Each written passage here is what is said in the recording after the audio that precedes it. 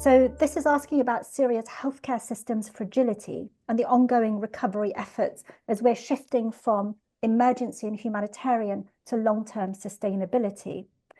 So how are these efforts, how do they stand with or against the more immediate demands of recovery as we look to the future around long-term stability and the resilience of the health system? I think, as Mohammed has said so very clearly, I think coordination is key. The resources, as they stand at the moment in Syria, are very, very minimal. And I've, twice in the last few months been around quite a few hospitals inside Syria in all the major cities, and it is quite astonishing to see that the level of neglect, the lack of machinery, how run down they are. So I think that awareness that you're kind of starting from very, very little, and time again, we heard people say we're at less than zero and we just want some help to get to zero. But that's on the infrastructure side.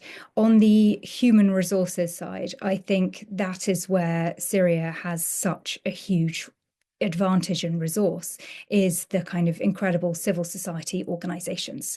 So, I mean, until December, the Northwest was kind of unique in that it was the only place in Syria where you could have organizations forming, you could have a degree of institutional life, which was, completely not possible at all in the security state that was the rest of Syria. So I think that's a huge advantage. But now coordinating and directing that by the Ministry of Health will be the next key step, and supporting them to do that. So I think, but again, you can't really look at the health system alone. And I just think that there needs to be an investment strategy now for the whole of Syria.